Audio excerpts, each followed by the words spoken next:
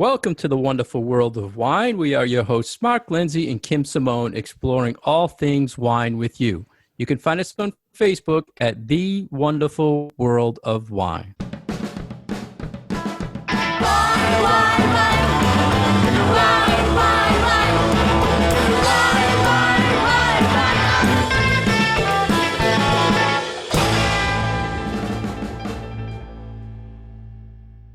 Hello, everybody, and thank you for joining us today. Kim and I are here to talk all things wine with you. How are you, Kim?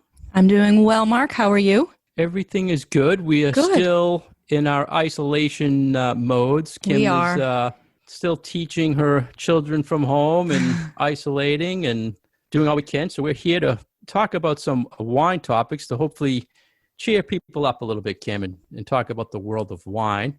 Absolutely. Nice to get away from it all for a little while and learn a little bit about what's going on in the wine world.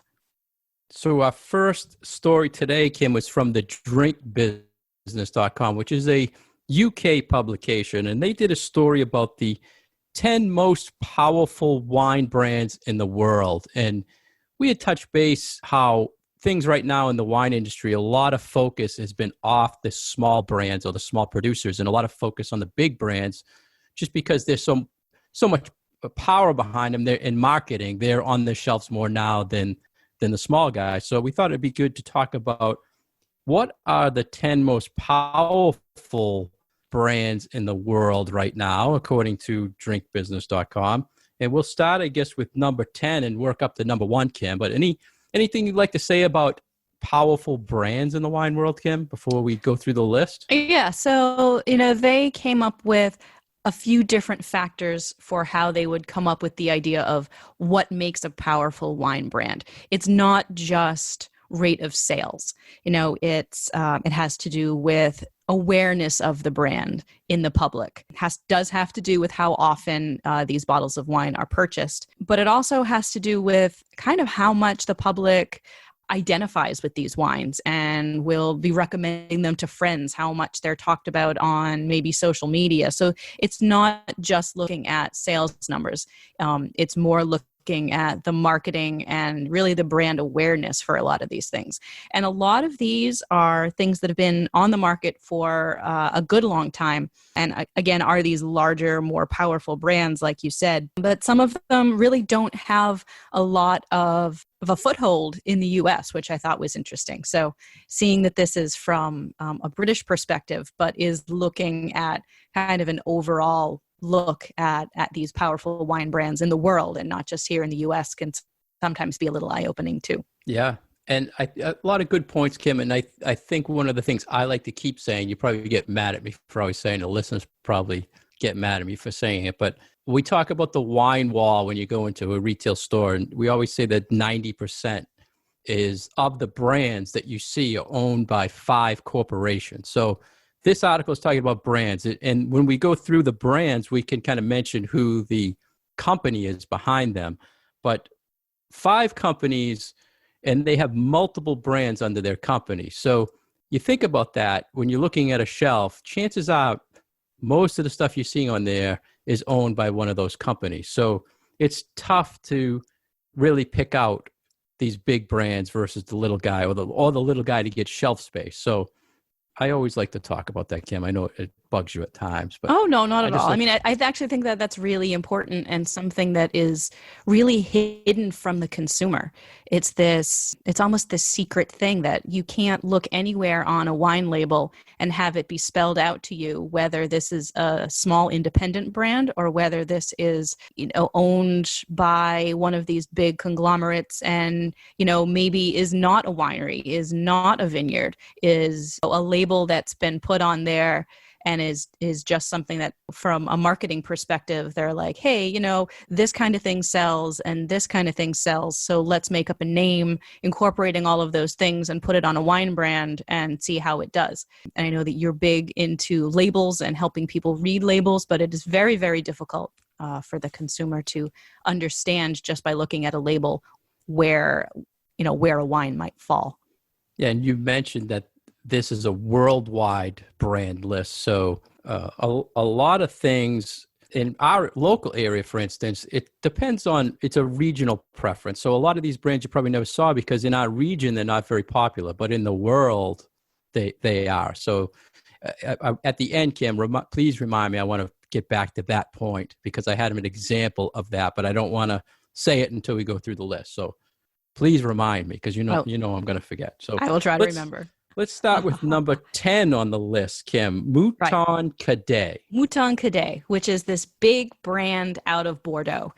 They have a red and they have a white. So basic Bordeaux style blends. I feel like they've been around forever. Long time, yeah. Yeah. I remember first getting into the liquor industry in the 70s, and this was one of the probably more popular 750s you could find on the store shelves around here. Mm-hmm. Came in a nice little wooden gift box with one white, one red. I know I'm a lot older than you, but classy. It was like, $10, $15 for 2 bottles. I have not seen it in a long, long time. It is still out there. Yeah, it is still out there. We sold it at Martin Yeti's eons ago. Now it seems.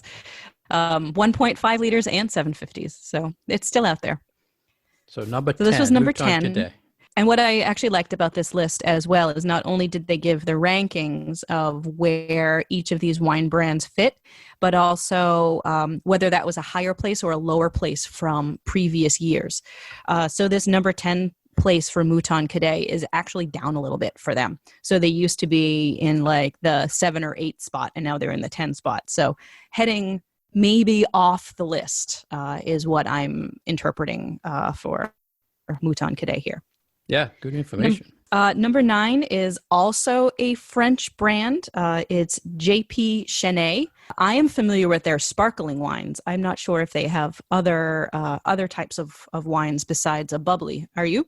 Yeah, I actually stocked this for years. They have a nice Pinot Noir, nice Chardonnay, nice Sauvignon Blanc, and it's a very interesting bottle shape that they put it in, and it retails between $7 and $9 a bottle. So really good, easy drinking, fruity French wine. So I have seen it. It's around, and it's good to see number 10. Now, 9. Did they go up or down? Came on the list. So this goes from number 10 to number 1. So number 1 is the most popular brand in the world. Okay, so did the Chenet, was it in the top 10 last year? It was in the top 10 last year, and that did also go down a little bit. So it's following on the heels of the Mouton Cadet. Okay, so 2 French in the top 10 French. so far. Number 8? And number 8 is Frontera, which is from Chile. They also make red and white wines in, I think, a couple of different tiers. So basic varietal wines, and they seem to be gaining. I don't believe they were on the list last year. So Frontera is now on the list. So South America coming in. Yeah, and a lot of our listeners probably know this brand from the Contratoro label with the little, I think there's a bull on it, right? Is that the symbol they use? I think it's a bull. Contratoro from Chile. But 1.5 is very popular, easy drinking reds and whites. Mm-hmm. Number 7. Number 7, now we're finally in the U.S. So Carlo Rossi has come in at number 7. So do you think this is the jugs? This is it. I mean, we woke up a lot of our Franklin listeners because the Franklin wine cooler is based on cocktail. Carlo Rossi, Burgundy, or Paisano, and it's owned by one of the big guys, Gallo. So this is the first on the list that's owned by the top 5 big companies. So Carlo Rossi, and over the years they've kind of gone from the mini jugs to regular format bottles. It's probably one of the biggest. What's the word when you using more emissions? They use so much glass from Carlo Rossi. It's the day you regret taking an order in when you get in a pallet of Carlo Rossi because it's the heaviest cases on the face of the earth.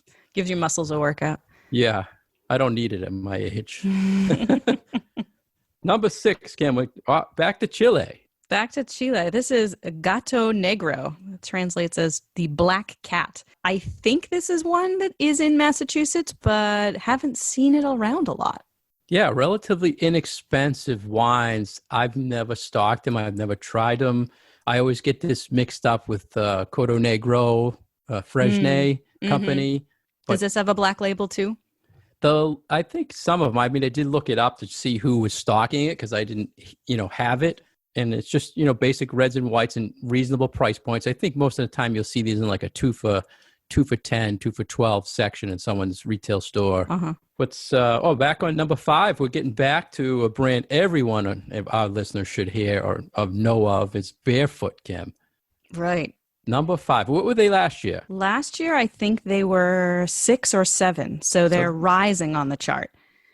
Maybe even a little bit lower down. Yeah. And one of the comments for Barefoot was that they have been helped by the emergence of the spiked seltzer category. So not just wine that we're talking about here, but because they are branching out into some of these other trendy beverage categories, that is helping them helping them with market share, helping them with being in front of the consumer, and rising their number on this chart. Yeah, that's a big trend right now in the liquor industry is these brands that are established like Barefoot or Smirnoff, they're putting their brand name on other product lines. So Barefoot makes a wine seltzer, Smirnoff makes a malt drink, they make a vodka, and they're using the brand to go with other trends that are popular, like the seltzers right now. Mm-hmm. So this is also...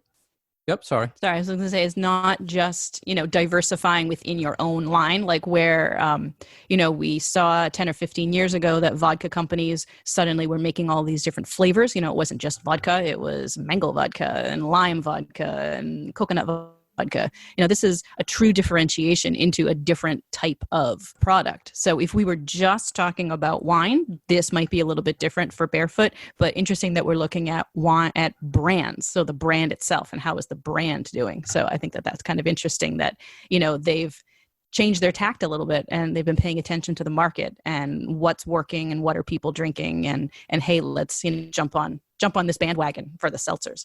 And like you said, Kim, when we started it, these big brands it's all about their marketing departments and they know where things are going and how to keep pushing their brand. So this is another Gallo company. And every year they're doing more and more. They're building their own glass plants. They're building their own canning plants. And they just keep going and going and going with their brand line. I'm so glad you know who owns all of these because I can't keep them straight in my head.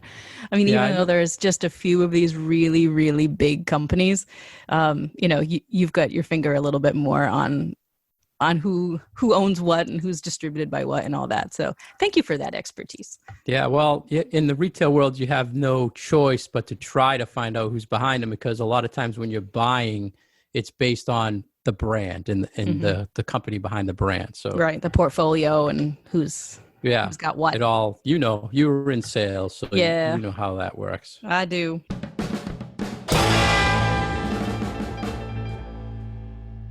You're listening to The Wonderful World of Wine. We are your hosts, Mark and Kim. You can find us on Facebook at The Wonderful World of Wine.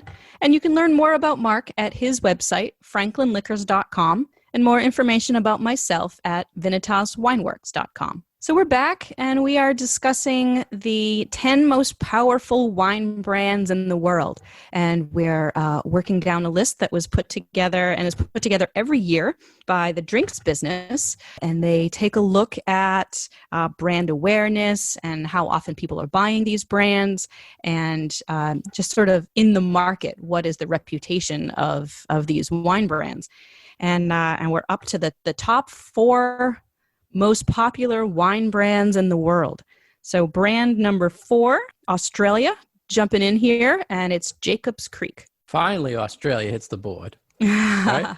And this is a brand that's been around for a while. I was just going to say they've been around a long time. They're now owned by a very powerful company called Pernod Ricard, which is behind a lot of liquors you see out there in the world. I love this brand. I think they've come out with a very interesting product line. Jacob's Creek was known, I think mainly for its Shiraz that was out for years. And lately they've made a lot of like bourbon barrel products that they're aging because they own liquor companies. They own Chivas, they own Jameson. So they're putting their wine in those casks and they're expanding their wine line based on the brand. So is that a newer thing for them, doing these new productions with these special barrel aged wines? Yeah, and when you think about it as a company, I think it's a great idea because you have Chevis, you're making scotch, you have these excess barrels, and instead of getting rid of them, you just push them over to your wine division and you put your wine in them. Same with Jameson. They're going through a ton of barrels That's very making their smart. product. So then they come out with this line and they're saying it's aged in these barrels. So now you're getting that Jameson guy who might not have been a wine guy who might buy the product just because that brand is on that product. Right. So we're on 4. So what's 3, Kim? Number 3, we're going to our biggie. This is Gallo out of California, which you've already mentioned a little bit.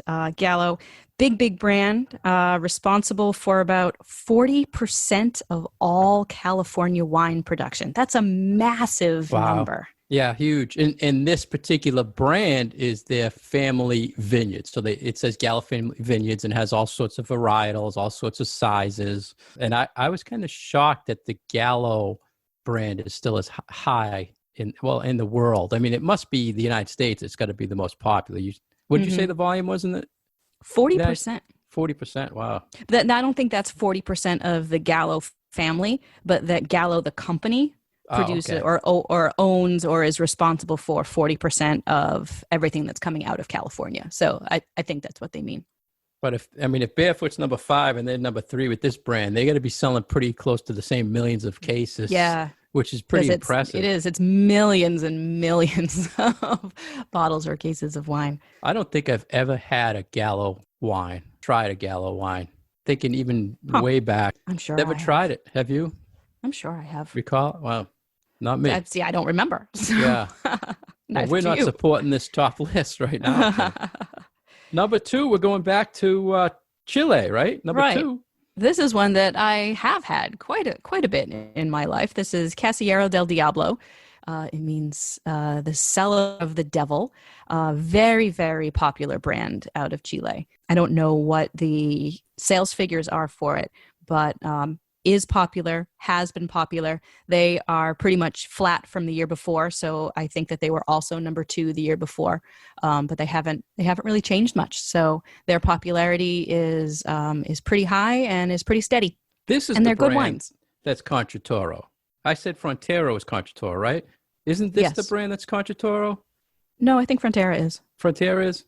Geez, I have to look that up now because I confuse myself which what on these 2 Chilean lines. But I know this brand does have much higher end wines also available, and I'm assuming the lower level is what they're pushing here for the top brand, though. Correct? You're right. Contratoro is Frontera. It is. Okay. Yeah. You looked it up that fast? I did. Wow. I'm quick on my phone. See, that's why we do our Google segment. Quick with my Google. Now you could save that for our next what we Googled. So number 1, Kim, should be no surprise, right? No surprise at all. Number 1 is the big gun from Australia, Yellowtail. Many sizes, many flavors, Yellowtail. Now I'm curious, since I've noticed a trend in this brand, what did it say it was last year? I think it was still number 1. It was still number 1. Yeah, wow. I think it was number 1 last year, I'm shocked at that, really, because I feel, and what I hear within the wine world is this brand has dropped tremendously in numbers in our area. I mean, it's always been the $10 1.5 liter you see on the shelf, just easy drinking. Australian juice was very, very popular. And I think when the Shiraz movement was big, they dominated. And I just don't see, even the varietal Shiraz from Australia is just not what it was. So, I'll tell you something, I don't even stock it anymore as a retailer, which really, might surprise a lot of people. But I think not only 1.5 sales in retail I'm seeing down, but the looking for the Yellowtail seems to be down. That's just my. I am a little surprised that this is still number 1. Yeah. But I mean, a lot of it probably has to do with the size of the wine. The 1.5 liters were always a much, much better seller than the 750 milliliters. So I think for that category that this is dominant. Do you do a lot of 1.5s in your store? You must. No, 1.5s have really dropped, and the box segment seems to be increasing. People, especially nowadays with everybody quarantined, they want more volume. And there was a lot of talk about how people are not spending as much. So they want more for their money right now. And they're going with a box. So you can get a 3-liter or 4-liter for that same, value of that 1.5. So I do admit I have a box of Sauvignon Blanc in my fridge. yeah, that's a trend. That's probably one of the trends on our list to discuss coming up soon. But that's Australia has been experiencing this downward trend for years. This is not a new thing. So maybe on next year's list, we'll see that the Australian ones have started to dip back. But maybe it's that people aren't coming into your store to buy 1.5s, but they're going someplace else to buy 1.5s. Exactly. And that gets back to, I reminded myself, Kim, about this, but it gets back to the original point I wanted to make about how this list, there's really regional things that affect the liquor industry and the wine world. So for years, there's been a wine trending as the number one. Well, let me ask you, what do you think is the number one Italian wine brand in the United States? Italian wine brand. I mean, all our listeners probably are familiar with Bellacera, Cavit, even Prosecco's that are out there. But the number one brand, I bet you probably a lot of listeners never heard of it. Yeah, I was going to say like La Marca Prosecco or Antinori or something like that. No? Yeah, which is owned by some of the big corporations. The number one selling Italian brand for, I think, the last 2 years has been a wine brand called Stella Rossa. Have you ever heard of it? I've seen the billboards. But no, I don't know the wines. They have like a crown built into the glass. They have like blackberry. They just came out with watermelon, and it's these flavored fruity wines made in Italy. And in California, it's the number one selling. So that state is driving the numbers in the whole country. And it's the biggest imported Italian brand. It oversells La Marca, Bellacera, Cavit. So that's why I wanted to mention on this, like looking at this list, brands, it's worldwide. It's the average of the world, correct? I mean, but in our area, this list would be totally different. Franklin would be different than Norfolk, Milford. Everything's regional. Even in the liquor field, like certain flavored brandies are popular here, but they're not popular next town over. And you also have to think of the size of the production of these brands of wine. So a smaller brand that maybe only produces 100,000 cases a year, and that's still a pretty decent number. That's a pretty good sized winery that can produce 100,000 cases, but they can't compare in sales to a company that produces 1 million cases. So these brands already have the advantage of having built up their production numbers to such a high level that they can get on a list like this. But if you're only producing 50,000 cases, 75,000 cases, there's no way that you're going to get the sales numbers that are going to make you relevant on a list like this. I mean, you might sell out all your wine every single year and you're doing really great, but you're not going to show up on a list like this.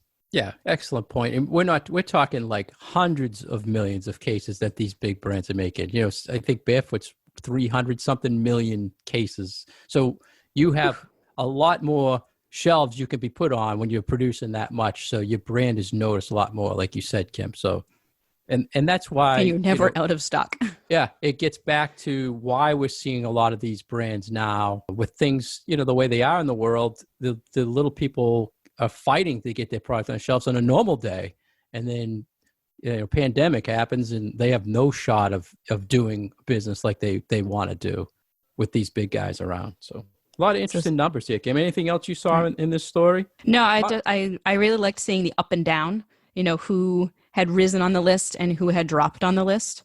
Yeah, I didn't, you've read it way more detailed than me because I didn't even notice that. I was just going to say, they didn't really focus on, like we were saying, Carlo Rossi's Gallo, Barefoot's Gallo. They didn't really focus on the corporation behind the brand. No. It was more the brand, which I like. They could have talked all about Concha y Toro, but it wasn't. It was just specifically the brand for Frontera. So I thought that was interesting too, that it wasn't overall company that was in charge of that, which you made mention of with Gallo, that it was just Gallo family, just that one label, as opposed to, everything owned by Gallo. Yeah. And imagine there was 3 Gallo products on the list: Carlo, Barefoot, and Gallo Family Vineyards. So 3 of their 100 brands are top in the world, top 10 in the world. So that's pretty amazing. Right.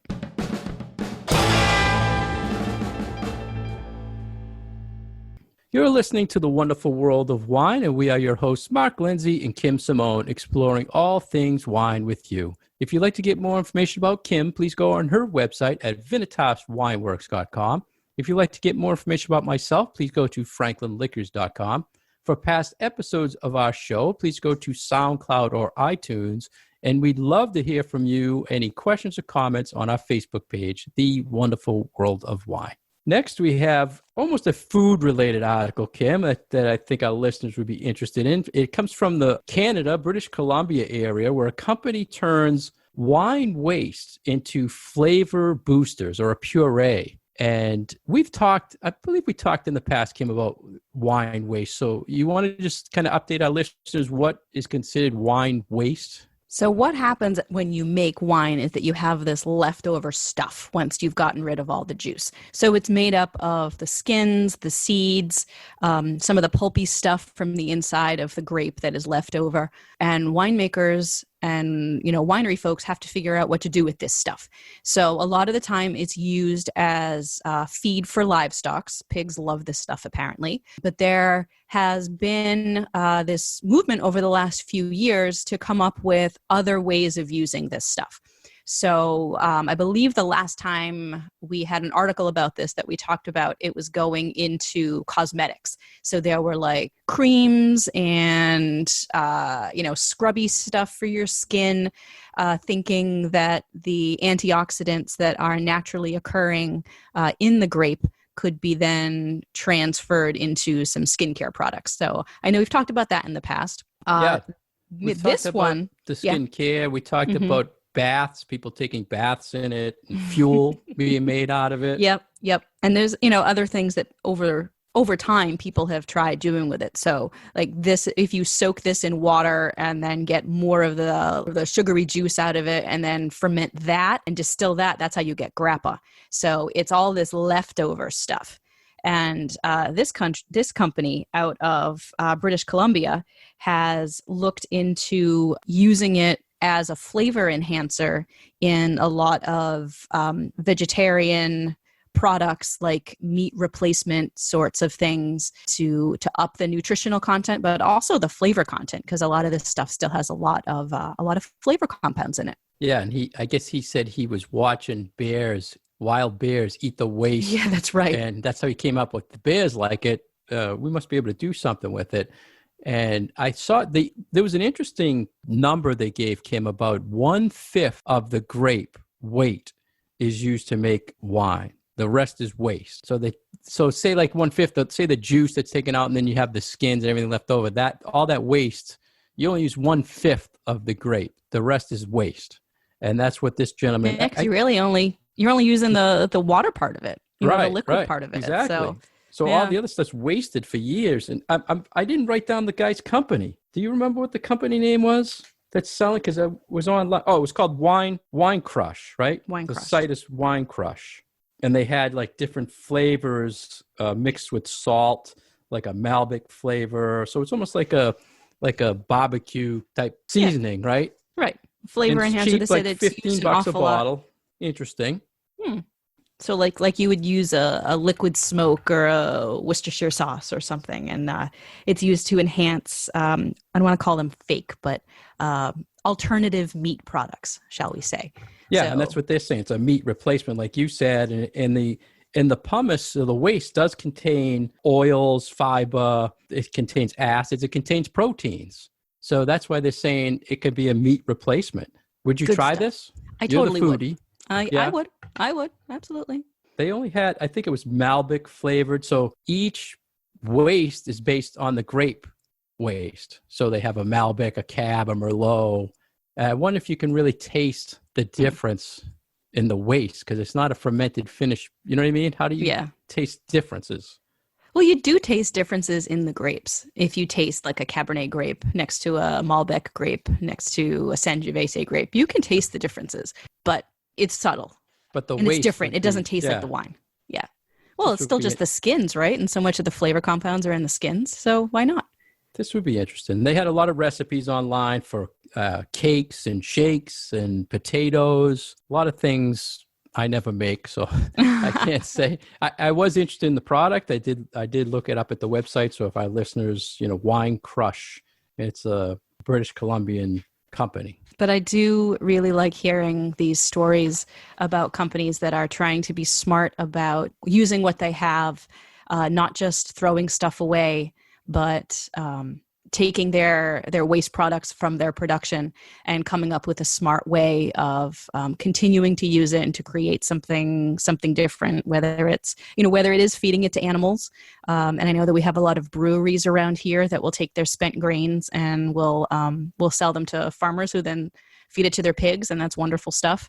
And it's nice to see stories about people who are being creative and environmentally conscious and and everybody's helping one another with problems. Right. I mean, that, like you said, if you're putting out a lot of wine, making a lot of wine, you have a lot of waste.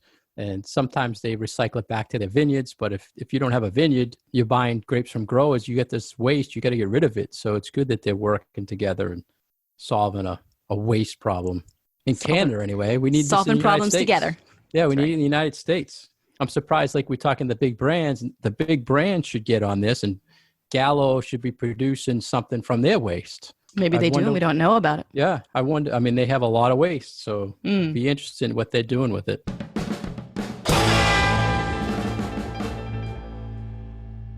Thank you for listening to The Wonderful World of Wine. We've been your hosts, Mark Lindsay and Kim Simone. You can find us on Facebook at The Wonderful World of Wine. You can leave us your comments and your questions. And you can find past episodes on SoundCloud and iTunes. Cheers.